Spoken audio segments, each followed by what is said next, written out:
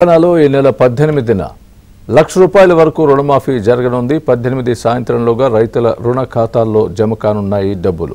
అదే రోజు రైతు వేదికల్లో రుణమాఫీ లబ్ధిదారులతో సంబరాలు జరుపుకోనున్నారు.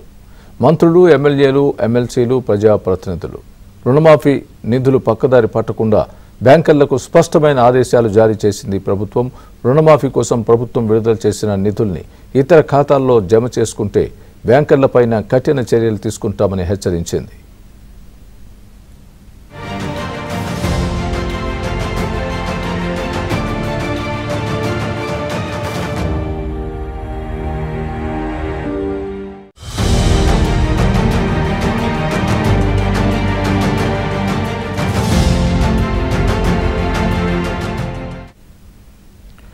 తెలంగాణలో ఈ నెల 18న లక్ష రూపాయల వరకు రుణమాఫీ జరగనుంది. 18 సాయంత్రంలోగా రైతుల రుణ ఖాతాల్లో జమ కానున్నాయి డబ్బులు. అదే రోజు రైతు వేదికల్లో రుణమాఫీ లబ్ధిదారులతో సంబరాలు జరుపుకోనున్నారు మంత్రులు, ఎమ్మెల్యేలు, ఎమ్మెల్సీలు, ప్రజాప్రతినిధులు. రుణమాఫీ నిధులు పక్కదారి పట్టకుండా బ్యాంకర్లకు స్పష్టమైన ఆదేశాలు జారీ చేసింది ప్రభుత్వం. రుణమాఫీ కోసం ప్రభుత్వం విడుదల చేసిన నిధుల్ని ఇతర ఖాతాల్లో జమ చేసుకుంటే బ్యాంకర్లపైన కఠిన చర్యలు తీసుకుంటామని హెచ్చరించింది.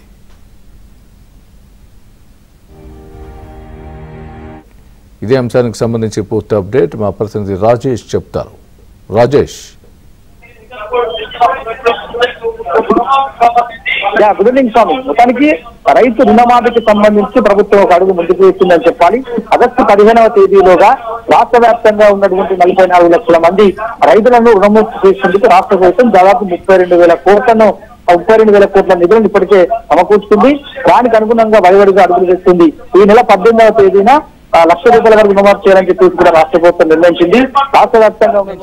రాష్ట్ర వ్యాప్తంగా ఉన్నటువంటి రైతులు దాదాపు మొత్తం రైతులకు 44 లక్షల మంది రైతాంగం ఉంటే ఇందులో 30 లక్షల వరకు కూడా ఈ 1 లక్ష రూపాయల రూపాయలు ఉన్నటువంటి రైతులంతా కూడా 30 లక్షల వరకు ఉన్నట్లు రాష్ట్ర ప్రభుత్వం వ్యవసాయ శాఖ ఒక అంచనాకు వచ్చింది. మొత్తం రైతాంగం అంతా కూడా 44 లక్షల నుంచి 40 లక్షల వరకు ఉన్నటువంటి నేపథ్యంలో లక్ష రూపాయల లోపు రుణాలు కలిగి ఉన్నటువంటి రైతులు దాదాపు 30 లక్షల మంది ఉన్నట్లు తెలుస్తుంది. ఈ 30 లక్షల మంది రైతాంగానికి 18వ తేదీలోగా ఒకే రోజు లక్ష రూపాయల రుణమాఫీ చేయాలని చెప్పేసి కూడా రాష్ట్ర ప్రభుత్వం నిర్ణయించింది.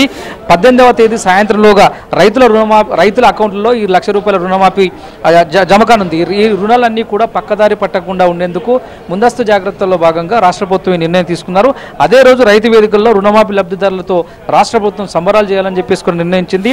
ఈ కార్యక్రమానికి సంబంధిత మంత్రులు, ఎమ్మెల్యేలు, ఎమ్మెల్సీలతో పాటుగా ప్రజాప్రతినిధులందరూ కూడా హాజరు కానున్నారు. రుణమాఫీ నిధులు పక్కదారి పట్టకుండా ఉండడంతో పాటుగా ప్రభుత్వం విడుదల చేసినటువంటి ఈ నిధులు తక్షణమే సంబంధిత బ్యాంకర్లకు, బ్యాంకు ఏవైతే రైతులు ఉన్నారో బెనిఫిషరీ అకౌంట్లకు ట్రాన్స్ఫర్ అయ్యే విధంగా రాష్ట్ర ప్రభుత్వం చర్యలు చేపడుతుంది. ఎందుకంటే 2023 డిసెంబర్ 12వ తేదీ నుంచి 2018 డిసెంబర్ 12వ తేదీ నుంచి 2023 డిసెంబర్ 9 వరకు కూడా దాదాపు 4 సంవత్సరాల పాటు వివిధ బ్యాంకుల్లో వ్యవసాయం పేరిట తీసుకున్నటువంటి రుణాలు ఏవైతే ఉంటాయో ఆ రుణాలు సకాలంలో చెల్లించకపోవడంతో రాష్ట్ర వ్యాప్తంగా దాదాపు 18 లక్షల నుంచి 26 లక్షల మంది రైతులు డిఫాల్టర్లుగా పరిగణించబడ్డారు. కొత్త రుణాలకు ఆయా బ్యాంకులు ముందుకు రావట్లేదు.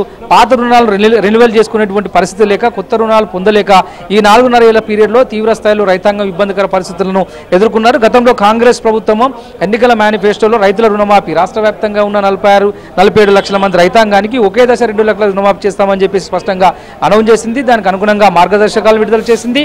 సంబంధిత బ్యాంకర్లు ఎవరైతే ఉంటాయో ఆ ప్రతి బ్యాంకులో ఒక నోడల్ ఆఫీసర్ని ఏర్పాటు చేసి బెనిఫిషియరీ లిస్టులకు సంబంధించినటువంటి విషయంలో ఎప్పటికప్పుడు వ్యవసాయ శాఖ అధికారులతో మానిటరింగ్ చేస్తూ లబ్ధిదారుల బెనిఫిషరీకు నేరుగా అకౌంట్లోకి జబ్బులు డమ అయ్యేలాగా పూర్తి స్థాయి చర్యలు చేపట్టింది. ఎందుకంటే ఇప్పటి వరకు రాష్ట్ర వ్యాప్తంగా ఉన్నటువంటి ప్రతి రైతాంగాన్ని అంతా కూడా ఆ వివిధ శాఖల్లో వివిధ బ్యాంకులన్నిటి కూడా డిఫాల్టర్గా పరిగణించి కొత్త రుణాలకు అనుమతి ఇవ్వలేదు. గత కొద్ది రోజుల కొత్త రుణాలు పొందేందుకు ప్రతి రైతు కూడా బ్యాంకుల చుట్టూ దాదాపు నెలల తరబడి ఏళ్ల తరబడి తిరిగినటువంటి పరిస్థితి కనిపిస్తుంది. సో రాష్ట్ర ప్రభుత్వం తీసుకున్నటువంటి నిర్ణయంతో 18వ తేదీన లక్ష రూపాయల రుణాలు ఎవరైతే మాఫీ కానున్నాయో అందులో దాదాపు 30 లక్షల మంది రైతాంగం ఉన్నట్లు వ్యవసాయ శాఖ ఒక అంచనాకు వచ్చింది. రిమైనింగ్ రైతులందరూ కూడా 2 లక్షల లోపు రుణాలు ఉన్నటువంటి వారిగా తెలుస్తుంది. Swami, right Rajesh, thanks for the update.